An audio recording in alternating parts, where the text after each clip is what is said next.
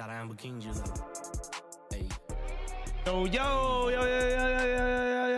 Oh my God, we got the champ is here. The champ has arrived. What's going on, y'all? Welcome to the 17th and final episode of the Inferno Hot Corner, presented by yours truly, Biking Around, along with my wonderful co-host who made it all 17 weeks with me, Mr. Dreamer. How are we doing? 17. We did it, dude. Fantastic, man. I mean, it's not like you would have given me much of a choice. Like, yeah, I do live here now, so yeah, like I didn't. True. You know, by week like fucking 13, like I was. Yeah, I mean, I was stuck in. Right? So, yeah, you know, hey, but you know, it's been a long season, and we finally have gone down to our champion. We finally got some winners, man. I know. We got some winners. We've got some people to crown champion. Some people that got doubted, honestly. Like he was doubted from the get-go. He was going to from the get-go. And you know what? I'm gonna be completely honest with you. And this is one of those opportunities where I'm gonna take to tell Tamer that I apologize because I doubted you. I thought the running backs we thought was wild. Yeah, well, it's not that I thought it was necessarily wild. It's that I thought so. Most people they'll take that amount of running backs and they'll use them for trade bait. He didn't. And he still was able to make something out of it, man. Yeah. I mean, having Saquon and having Jameer, you know, that alone is going to be tough to beat.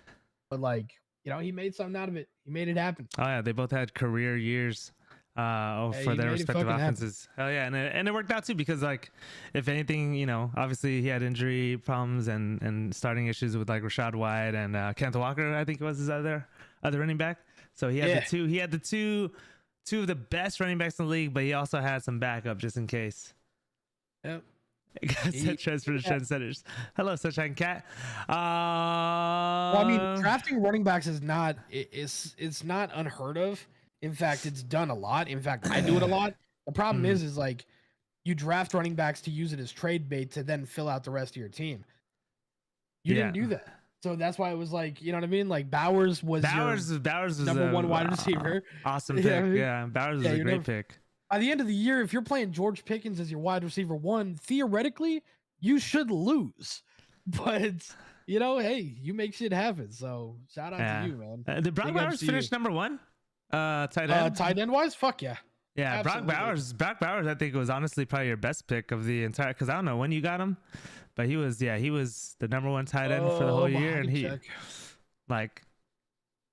was, he's gonna settle for a whack trade. See, oh yeah, you guys did have a couple trades that went back and forth, but yeah, no, I think Bowers was drafted in the. Oh yeah, I can look at his history. 7th round. The 7th fucking round. Hey man, Brock Bowers came to play, man. I ended up being, honestly, I think that was your pick I think that was truly your pick of the draft. Again, you pretty much got the Travis Kelce of this year. So that's huge because, you know, tight end, man, every tight end was struggling to just get 5 points, honestly.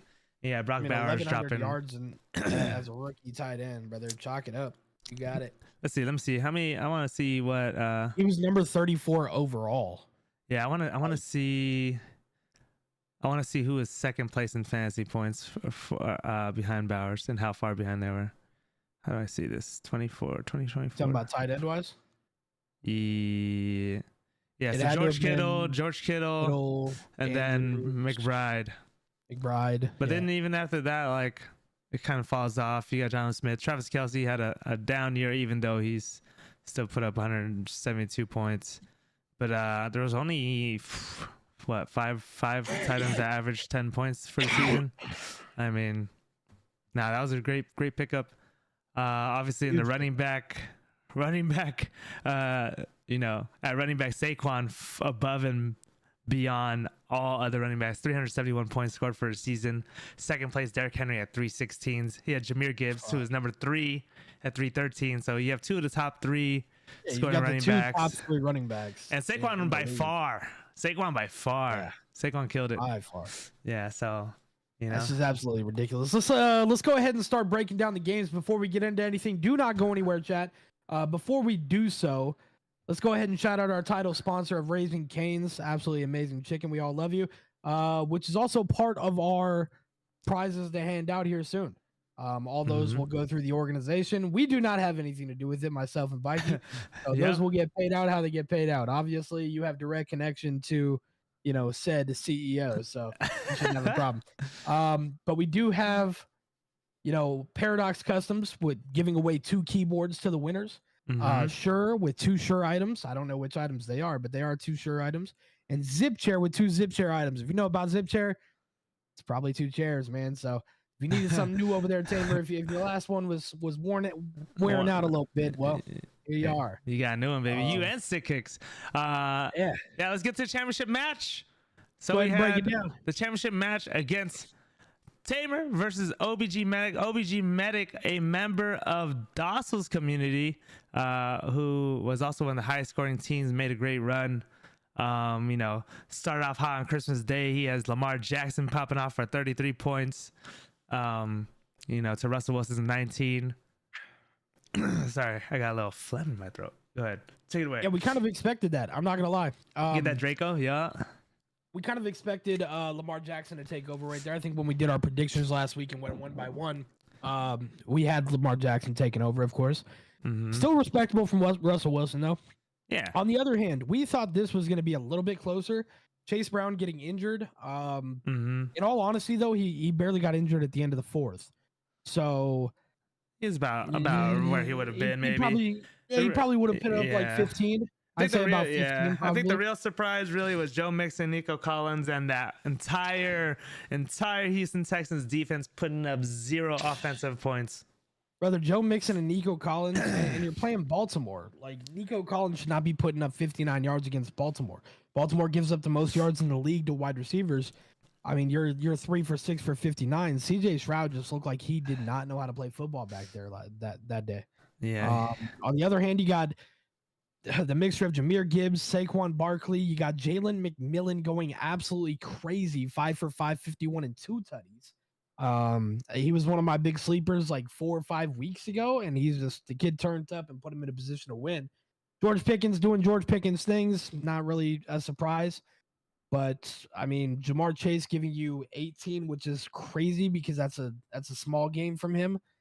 I mean, we were all waiting for him to get in the end zone. He dropped the first touchdown of the game and killed my parlay. So, On the other hand, Big Dick Bowser over here still didn't do much. 7 for 7, 77. It's like, that's crazy. But we got 12.85 points from 7. Damn.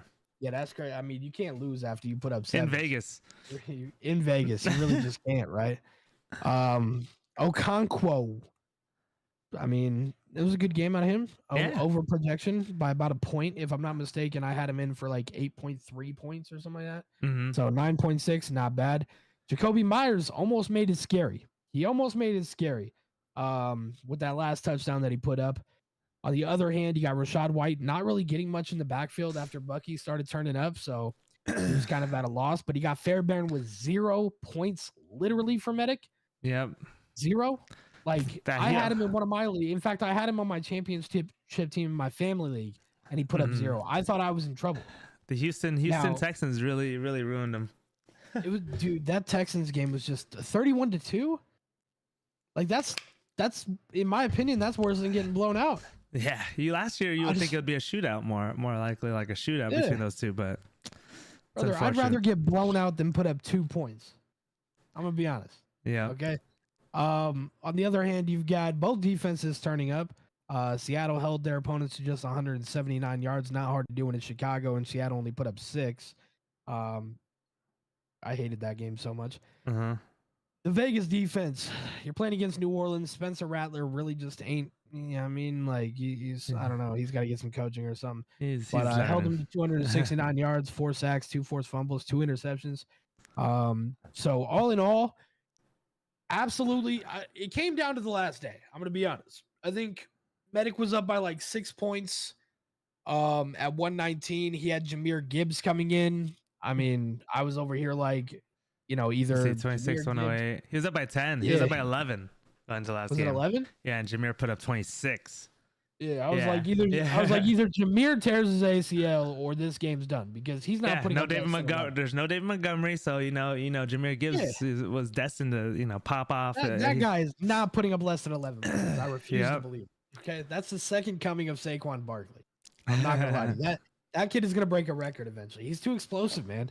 He is way too explosive. You were scared. I wouldn't be scared.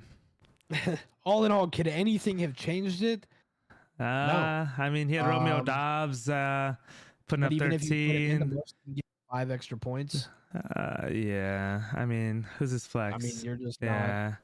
Yeah, you're not. Yeah, he wouldn't have been good enough. Jameer Gibbs popped off. I mean, Saquon did his thing. Jade McMillan, honestly, that's a big one. 2 touchdowns. Is a big one. Yeah, he got 2 touchdowns, even one later when they don't even need any more points. So I mean, that was a huge one too. Like and the Seattle defense. Yeah, Seattle defense. Like yep. Because we expected Jameer, we expected Barkley. Actually, I expected Brock to do more, which means him doing less could have really put Medic in a position to win. McMillan turning up for 20. I didn't see him catching 2 touchdowns. Carolina's been playing very well, but them getting blown out 48-14 was not in my bingo card. Both kickers did mediocre. Fairbairn worse than Butker. Rashad White didn't do anything, even though they put up, 48 points. Yeah. Bucky every show. I don't know. There. Medic's team just did not. I'm not gonna say they didn't show up, but they didn't show up like they usually do. Yeah, I'll say that they still put up a good amount. 119 is still very respectable. I wouldn't necessarily say Medic lost it. I think more so Tamer's team won it. I just think that his team let him down just a little bit based on the fact that they've been putting up. I forgot what their projected was. I think it was like 128 or something like that. 128. Sure. So he shot a little under projected.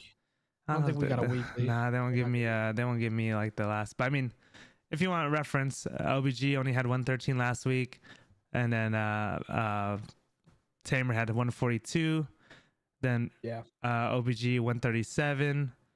Tamer with a bye week that week. Oh, that was week 15 last week of buys. The week before that, 120 from Tamer. OBG with 102. So I mean, Tamer's consistently putting up points. After Tamer's little losing streak that he had, I think he had a 3-game. Was it a little slid? Yeah, he had a little 3-game slid he had a mid-season. Little slump. After that, his team started turning up. He was putting up 130 a game. Yeah. It was so the reason I say this from Medic is because Medic is literally he was the highest scoring in the league all year long. His team was consistently putting up 130, 140. And so when I see a 119-point game, that's not necessarily Medic losing it, but his team just let him down a little bit. I mean, Tamer puts up 134 points. Yeah, you should definitely win with 134 points. But Medic consistently putting up 130 to 140. I think it's just enough for Tamer to come in for the kill. Shout out Tamer. I do want to make a little side note. I was the highest scoring team this week at 149 points. Just short of 150 against a Dreamer here. I was supposed to win that too. Who did I have? We played for nothing, but hey, just saying, I didn't even change my roster either. I probably even have a guy on the bench that was not playing. Yeah, I got Alvin Kamara. You had Alvin Kamara. I mean, hey, I think I took out Hubbard and I had Etienne in, but I played Bigsby instead. Mm-hmm. I don't know why this is the week where they decide to give Etienne more production than Bigsby, but whatever. Hey, the McConkey trade worked out for you, dude. McConkey 28 points, dude. Adam Thielen would have been that. I gave him McConkey, remember? Yeah, I forgot. And I got Tyrone Tracy's bum ass and DJ Moore, who would have lost me a championship if I would have been there. Oh yeah, how did Pollard do? Let's see. He didn't play this week. No, he did not play this week. I dropped him. Yeah, I would have dropped him too. But anyways, he wasn't gonna play. Don't want to take away anything. Big shout out to Tamer and Sick Kicks, his Tamer Tot, aka community member. You guys are our champions of the first ever edition of the Vegas Inferno Gridiron. And congrats on your prizes once again. Shout out to all our sponsors: Raising Cane, Sure, ZipShare, and BR Paradox. Please make sure to reach out, Tamer. If you can reach out to the Vegas Inferno account, just shoot him a message. You know who it's going to, or just text. Just text. Yeah. Just text. But yeah, make sure you get. Hey, I don't know. Is your boy Sick Kicks from Vegas? Cause like, yo, man, when you trying to have that tailgate? I'm saying, like, what? It's a tailgate feeding a 10. Invite the commissioners to the tailgate. Yeah, man. Make sure we get an invite to the tailgate, man. Just trying to come by. We'll come over and present your trophy, your life-size Inferno plush. He would love that. Kane's box comic card. Honestly, we should probably present to you. I'm not gonna lie. Like, no, make a little, maybe we might have to make a little reel of it, I mean, or maybe for your content, Tamer, if he wants to, show up at your door and be like, I won the Inferno Gridiron and here are my prizes. And then boom, all this shit just shows up at your door. The freaking zip chairs, the shirt products, beer paradox. I don't know what the shirt items are, but yeah, find out all that stuff from Gilly and see, see what it is. But I mean, either way, bro, you and Sick Kicks earn you're the champions, man. Yeah, you said you were gonna do it from rags to riches, from Right. 5-9 in the Cream Team Community League last year Oh, yeah, to 9-5 champion of the LVI League. You're the fucking you're the king this year, man. You're the fucking king. Shout out to you. Shout out to the community. Shout out to everybody who played this year. We appreciate you guys. This is gonna be an ongoing thing. Don't think you got rid of us. It will be every year. 6 community members, 6 LVI members, and we're gonna turn the fuck up. I might have to bring Tamer in on my team next year as my community member just to put him back in the mix. Tamer, you gonna be on my team, dog. I might have to bring him back in just to put him back in the mix. You know what I mean? Like, we need I need a community member, man. When are you gonna join the brigade, man? I need to let you know. But all right, you guys. I know it's New Year's Eve. Yeah, it's hell of a year. It's New Year's Eve. New Year's Eve. Take a shot for y'all, man. I appreciate y'all. I love y'all. I will take a sip of my bottle as well. It is non-alcoholic for now. Mine is not. But my water will turn into wine after I hit end stream. But yeah, you guys have a great New Year's, safe New Year's Eve, and best of luck with all your goals and ambitions heading into the new year. If you've made some resolutions, you got, some things you want to pursue, don't be afraid to pursue them, and make sure you go after them, and make sure you go after them like wholeheartedly. No half-assed shit. On top of that, y'all know the motto, man. Dreams are only dreams until you make them a reality. So go make that shit a reality. 17 weeks deep. Yes, sir. Y'all watch the Inferno Hot Corner for 17 weeks. We'll see y'all next year, man. I appreciate y'all. We're out of here. All right. See you later.